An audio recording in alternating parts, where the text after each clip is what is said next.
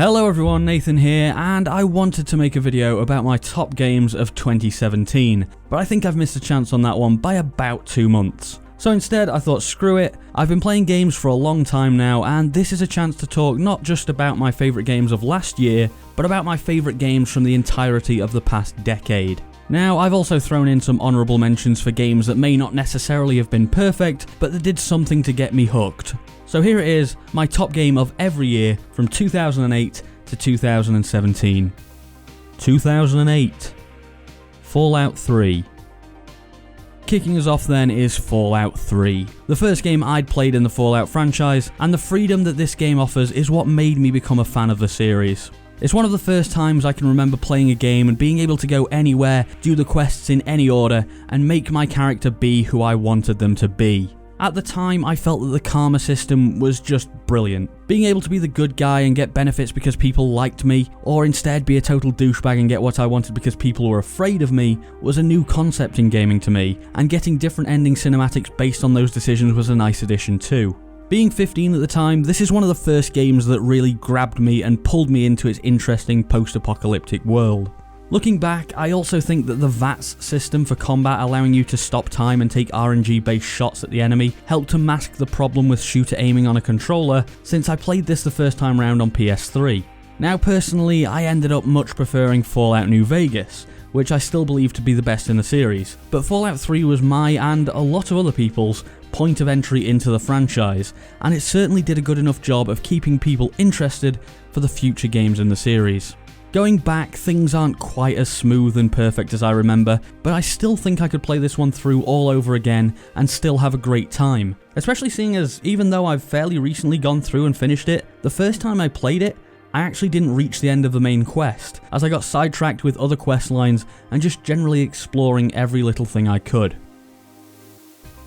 On to the honourable mention for 2008 then, and I've gone for Burnout Paradise. Now, this is the game that I had a big issue with when it launched, because it was a racing game without split-screen multiplayer, which utterly baffled me at the time. I mean, I really thought the point of a racing game was to get your friends over and race against them. Nonetheless though, it hooked me with its weird mashup of racing and open world genres, and the typical Burnout formula of not only having to be the fastest, but also the most brutal driver on the road, made for some excellent gameplay. I'm still not 100% convinced about the remaster that's coming for this one, and I have my worries that EA will try and put microtransactions in it or something like that, but there's no doubt that the original game was still an excellent title. 2009. Assassin's Creed 2. Yes, Assassin's Creed 2, the start of what is, in my opinion, the best chapter of the AC franchise, as we see the first outing of Ezio Auditore. Following on from the original Assassin's Creed, which offered something genuinely new and interesting at the time, AC2 did it all again, but better. There was far more character development than with Altair, and for the first time in an Assassin's Creed game, I actually liked the protagonist. I also feel that this one was set in a far more interesting period than the first game, and with the inclusion of the Medici family, the Borgias, and the major role of Leonardo da Vinci, my interest was certainly piqued. I think it speaks to the strength of the character and the time period that Ezio is the only Assassin's Creed protagonist to be the main character in more than one of the main series games, as he also went on to feature in Brotherhood and Revelations, and even getting a remaster in the form of the wholly unnecessary, in my opinion, Ezio Collection. Now, it is worth remembering that the Assassin's Creed formula still felt new and innovative in 2009, and going back and playing it through again for this video, it did start to feel a little bit stale, and kind of what I expected from the series. And over the years, the free-running mechanics and other little things have definitely been tuned and refined, making Assassin's Creed 2 feel a little bit clunky. But, despite playing and enjoying the original Assassin's Creed, I think it's Assassin's Creed 2 that really got me hooked. The honourable mention here goes to Call of Duty Modern Warfare 2, as it's among the most fun I've ever had with a multiplayer game. This was back in a time when Call of Duty was still sticking to its core principles, and just had players running around fairly small maps, trying to use superior skills to gun each other down, and the unlock system felt like a reward for playing the game, rather than an absolute buff in your power or a way to milk more money from your wallet. Now, I am not particularly good at COD games, and I certainly wasn't when Modern Warfare 2 came out either, But that didn't stop me from going back and playing hours and hours of mostly just getting dominated by some asshole on a kill streak and still having fun with the game. And I think that's a sign of a good multiplayer game, that even when you're not doing well, you're having fun. Now, none of that is to even mention the campaign, which was excellent, and with the clever plot twist at the beginning during that controversial level, I felt the game had a really interesting premise. And yes, I am still trying to avoid spoilers for a game from 2009 for some reason, but anyone who's played it, and that'll be most of you, will know what I'm talking about. The inclusion of the Spec Ops cooperative mode shouldn't be overlooked either, as these made for another great way to play the game with friends and gave even more value to an already great game. 2010. Fallout New Vegas. Well, I was concerned about putting two games from the same franchise in this video, and I went back and forth between this and Mass Effect 2, but when I looked back, there's just no denying that Fallout New Vegas was the game I enjoyed playing most in 2010. With its brilliant open world, intriguing story and interesting factions, New Vegas is my personal favourite from the Fallout franchise. It may have felt like more of a refinement of the Fallout 3 formula rather than something completely new, but the post-apocalyptic world that New Vegas presents is just so enthralling and the gameplay so much more polished that I find it a far more enjoyable experience than its predecessor, and I liked Fallout 3 as I made clear earlier. The main quest here is excellent, and the centerpiece of Vegas gives a brilliant climactic moment when you enter the strip for the first time. But for me, the quests with the Kings and Caesar's Legion are the best in the game, and it's fascinating to see how the creators imagine these people revering past figures without knowing who they truly were. Alongside these, there are also quest lines with the Brotherhood of Steel and the Ghouls along with others, and it all adds up to a truly content-packed game. A lot of the gameplay feels like a first-person shooter, and for me that would have been a problem, especially as I again played this initially on PS3 with a controller, but the return of the VAT system from Fallout 3 takes away that problem. New Vegas also lets you solve problems in many different ways, often by talking your way out of it, and I'm a sucker for any game that gives you the freedom to tackle issues your own way and then deal with the consequences of whatever you choose. Honestly, the creativity that's gone into the Fallout series over the years is what's given it its life. There's so much lore behind the games that I didn't even realise playing through them the first time, and it's kind of bonkers how deep the backstory actually is. Plenty of games and films have tried to do the post-apocalyptic setting, but the vast array of creatures, enemies and factions in New Vegas make it my favourite game of 2010. And the honourable mention here goes to Civilization 5. This 4X empire builder is probably the best known in the genre, and although it didn't feel fully complete until all of the DLC came out, Civ 5 ended up being a truly excellent game.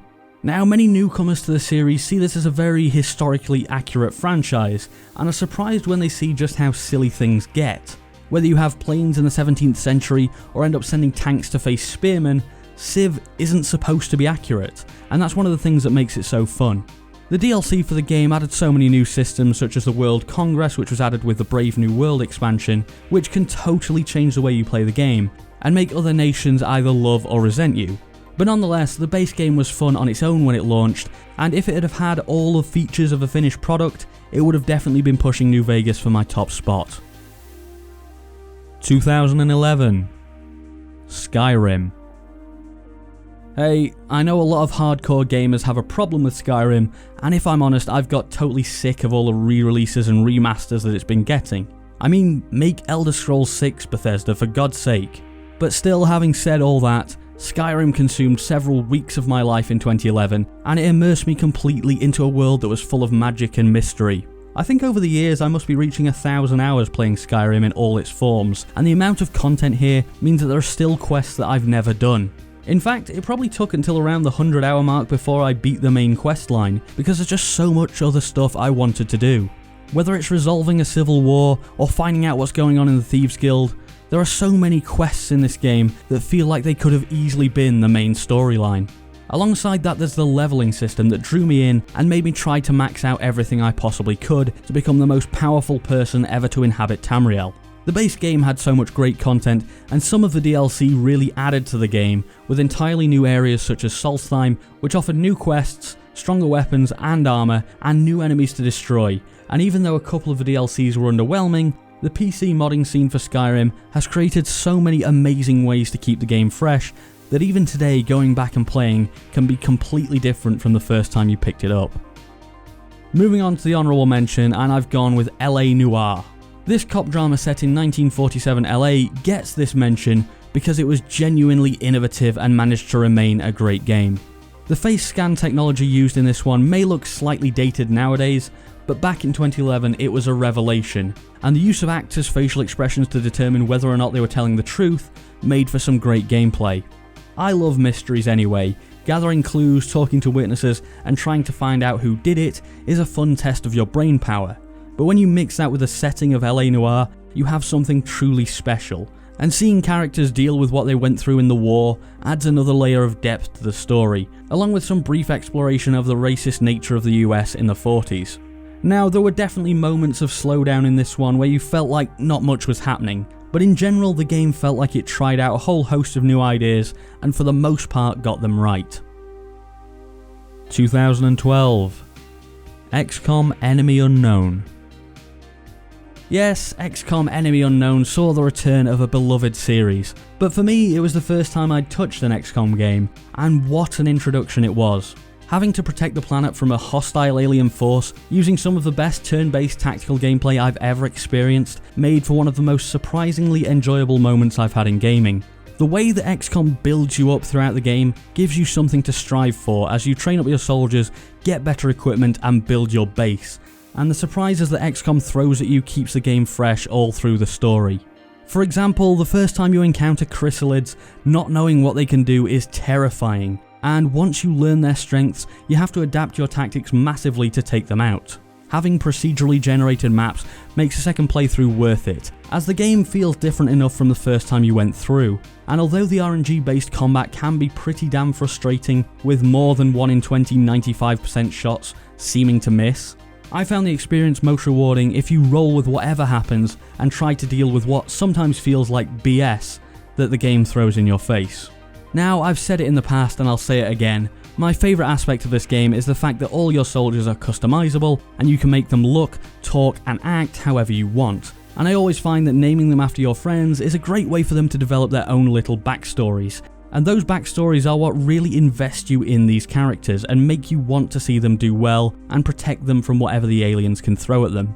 They're no longer just disposable operatives. Honestly, I could talk about Xcom for hours, but I'll just say that I'm so glad that this series was suggested to me back in 2012, as it's become one of my absolute favourites. The honourable mention here goes to Dishonored, and if you've watched any of my Steam sale videos, you probably saw this one coming. One piece of info that I've never discussed though, is that this is the game that I've spent the most money on, as before I bought it, I rented it, played all the way through it, and lost the disc, and I kept paying for it for at least a couple of years. And obviously at some point along the way I ended up buying the game. Overall, I'd say I'd spent at least £200 on this one, and while that just makes me an idiot, I still see this game as one of the best. It offers so many ways of completing your objective, and the idea of a high or low chaos run affecting the outcome is a great way of adding difficulty. I mean sure, it'd be easy to just kill everyone on your way through the level, but the world that creates isn't necessarily what you want, so the incentive is there to take the difficult option and opt for stealth. The addition of powers helps you with this as you teleport your way across the map using the blink ability or see enemies through walls using dark vision. The story of trying to redeem yourself for a murder you didn't commit gives a great motivation to the protagonist Corvo, and I really found the original Dishonored to be far better than its sequel. So even today when I see it on sale for just a couple of pounds, I always think it's a fantastic buy. 2013. Grand Theft Auto 5. Now, I've picked this one purely for the single player, since I never really bothered with the online component, but the way that Rockstar created such an alive and beautiful world in the form of Los Santos is incredible, and the game mechanic of switching between the three main characters, each of whom are interesting and different in their own right, makes for an excellent story and superb gameplay. Now, obviously the current gen versions that came out later are far better than the original for the 360 and PS3, and the PC version that came out even later far surpasses even the Xbox One and PS4 versions. But back in 2013, this was still such an amazing experience, packed with things to do even if you didn't want to go through the story, and the idea of planning and completing heists was genuinely compelling. Having to decide whether or not you wanted to bring along someone more skilled who takes a bigger cut, or bringing along a total amateur who wasn't going to take so much of your money. I think what I and so many others was hoping for with this one was some story DLC, but unfortunately Rockstar went in heavy on the online mode, and you can see why. It's been generating them a lot of cash. Nonetheless though, the base game offers an excellent single player experience that still today is well worth playing, especially if you can pick it up on one of those later versions either on a current gen console or PC.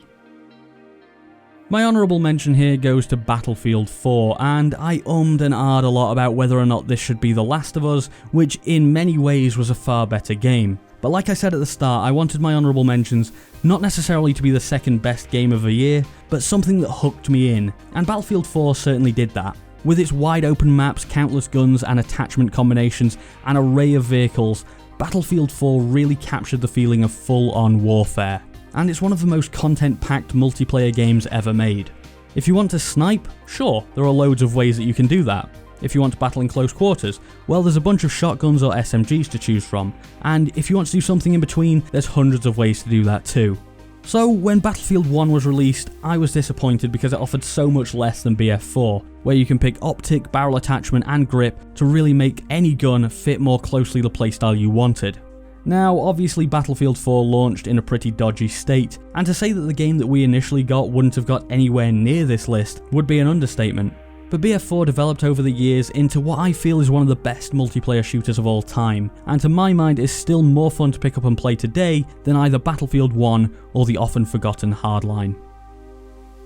2014, Middle-earth: Shadow of Mordor.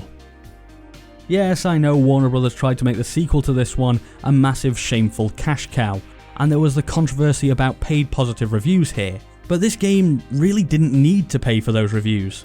Not that that means we should forget about it, obviously. No, this game is fantastic in its own right. Now, it certainly flirted with danger, as it threatened to become just another open world game filled with towers and points of interest, and while it definitely is that, the Nemesis system is what not only saves the game, but brings it to greatness. Now, as an avid Lord of the Rings fan myself, I was both excited and nervous for the launch of Shadow of Mordor, but when I finally got my hands on it, I wasn't disappointed. The idea that any of your enemies can develop their own character traits and become a totally unique individual in your world is just so cool, and the number of times I faced orcs and they had scars from our previous fights or said something specific to our rivalry made the game feel alive. As I said earlier when talking about Xcom, the natural character development that this game encourages and the backstories that develop create such a great immersion and make you feel like you're playing a different game than anyone else in the world. Now, as I said, the rest of the game is actually pretty bog standard, but the Nemesis system impressed me so much back in 2014 that it was by far the game that I had most fun with. As for honourable mentions, well, I've gone with South Park: The Stick of Truth for being possibly the first game to bring a beloved TV show to life in a game and actually do it justice. The style and comedy of the show were translated expertly into a game that had some pretty decent gameplay to go with it. The turn-based combat system may not have been the most in-depth, but the timing aspect of pulling off some of the moves, along with blocks, at least managed to keep the players engaged during fights, and the animations behind moves were both beautiful and hilarious. To be honest, the real deciding factor as to whether or not you'll like this game is whether or not you like the show, and if you do, you'll absolutely love this one. And aside from maybe Simpsons Hit and Run, no other TV show spin-off has successfully been able to get the same magic in their game that the show had. 2015, The Witcher 3: Wild Hunt. Not only my top game of 2015, but also my top game of all time. The Witcher 3: Wild Hunt combines an incredible world with an excellent deep story, quests around every corner, and a brilliantly tight combat system, and all of it displayed by some of the best graphics ever in gaming, and that's even today, 3 years on. Now, I often talk about how much content a game has, and while this is a big factor, it also has to be quality content, and The Witcher 3 meets that standard and surpasses it with flying colours. There's hundreds of hours of things to do in this one, and it's almost all new and interesting. One minute you can be fighting vampires, and the next you can be dealing with a dead woman cursing her former lover who she feels betrayed her. Hell, even if you're doing nothing, the world around you feels alive. Like it's not waiting for you to make your move, but instead happening organically around you. Before you do anything, there's a war on to decide who controls the land, and there are areas where magical creatures are being persecuted, and while you can have a pretty damn major impact on almost anything, it feels like other characters in the game have their own motivations and are already doing things to achieve their own goals. Now, if you throw in the DLC that came after with the Hearts of Stone and Blood and Wine expansions, you have an even more complete game. And if you still haven't played this for some reason, I'd highly recommend picking up the full package with DLC. But just The Witcher 3 Wild Hunt without any of the DLC on its own is still a sensational game. Now onto the honourable mention, and I had a really tough time this year, as I almost went with Metal Gear Solid 5 The Phantom Pain or Cities Skylines, which both would have been deserving. But instead, I've gone with Rocket League for having such a simple concept that made such an excellent game. At its core, the game seems to be just about cars playing football, but the mechanics and physics that have been implemented give the game so much depth. Sure, anyone can pick it up and play it, but even after hundreds of hours, you still won't have truly mastered it. The addictive quality that Rocket League has, matched with games only taking 5 minutes, means you can pick it up intending to play for only 20 minutes or so and still be sat there 4 hours later and you'll have loved every moment of it.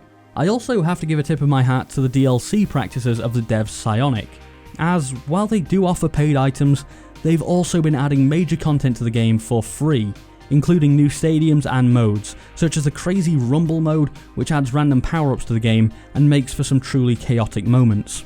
I think overall, the reason I picked this one for the honourable mention though, is the fact that I'm still playing it 3 years on, and there's not many games I can say that about. 2016. Xcom 2.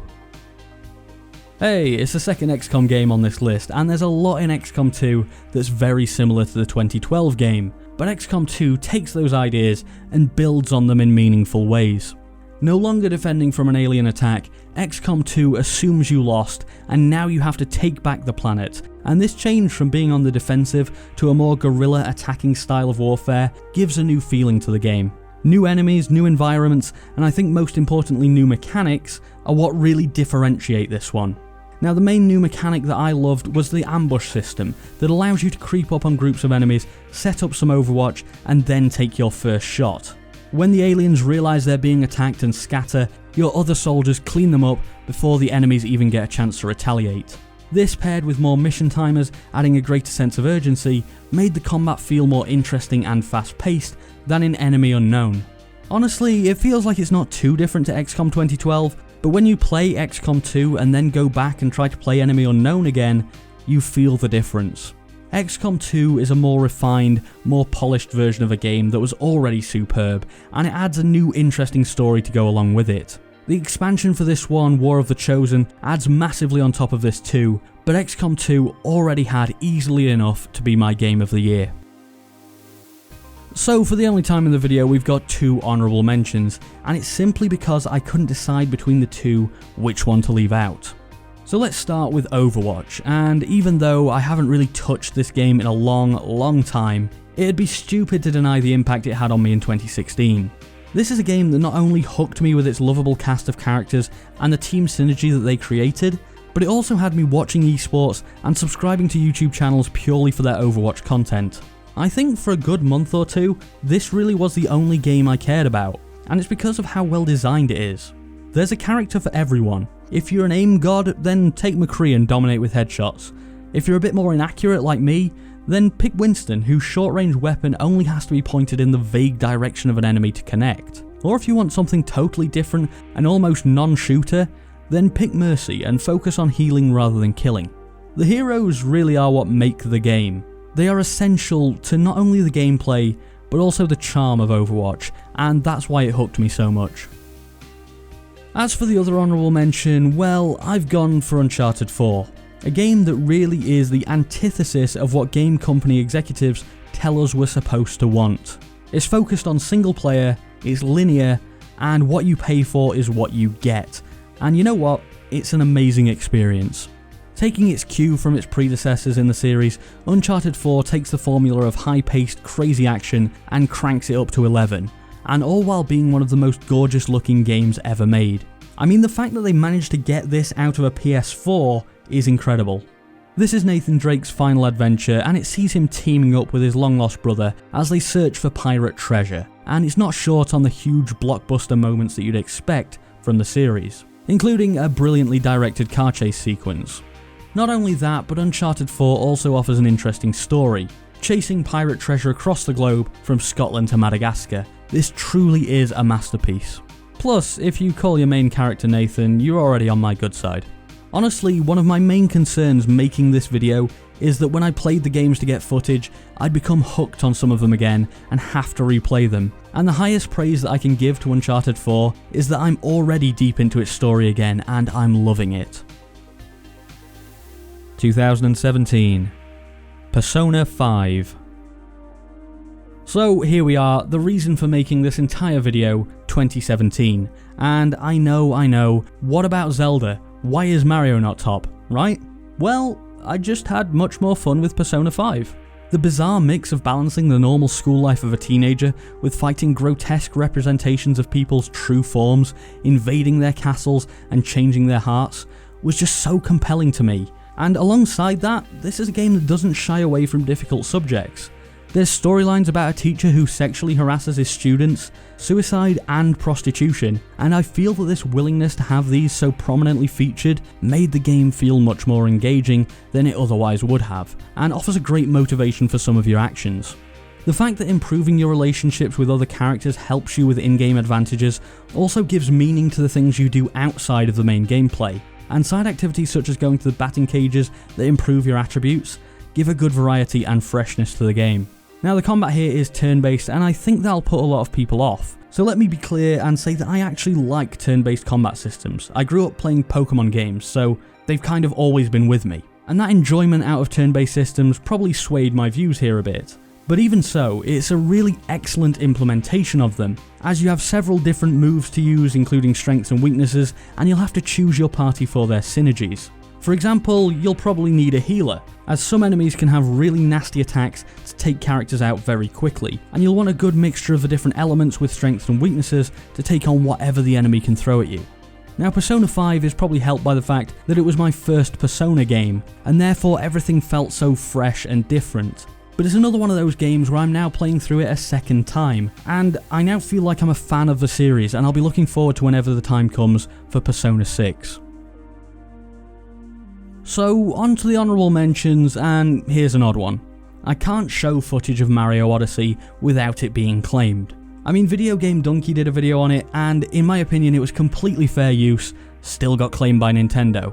So here's some Golf Story, which is what I now use to represent all Switch games, because screw you Nintendo, I've worked on this for like 20 to 30 hours, and I'd rather you didn't profit off of that, even if it would only be a few pennies. Right, anyway, sorry, mini rant out of the way. Super Mario Odyssey. This is one of the most brilliantly designed and crafted games I've ever played. And I think if I was maybe a little bit younger when this one came out, it would have been my absolute favourite game of all time. A large part of the game revolves around collecting moons, and initially that sounds dull, but it's implemented so perfectly. If at any stage in the game you think, hey, I wonder if I could do that, the answer is almost definitely yes, and you'll almost definitely be rewarded for doing it with a moon. Using your magic soul possession hat, you can control any number of creatures and objects in the world, all of which give new ways of getting where you need to go or taking on enemies. I also love the fact that the boss battles use Rule of 3, so you always know when they're about to be beaten. Super Mario Odyssey offers one of the best explore and collectathon games that has ever been made. And yes, I know some people would have picked Zelda instead, but as much as I loved Breath of the Wild, it got a little bit stale for me after beating 3 of the 4 Divine Beasts. And I just feel that the far more contained but more carefully crafted experience that Super Mario Odyssey offers deserves the recognition. So that's about it for today, and if you made it this far, bloody well done. It's been a long one. I think it's incredibly interesting to look back and see just how far games have come in the past 10 years, and it makes me excited to see where they're going. Let me know what games you would have picked down in the comments, click that like button if you enjoyed the video, and subscribe for more like this if you haven't already. Anyway, thanks for watching, I've been Nathan and I'll see you next time.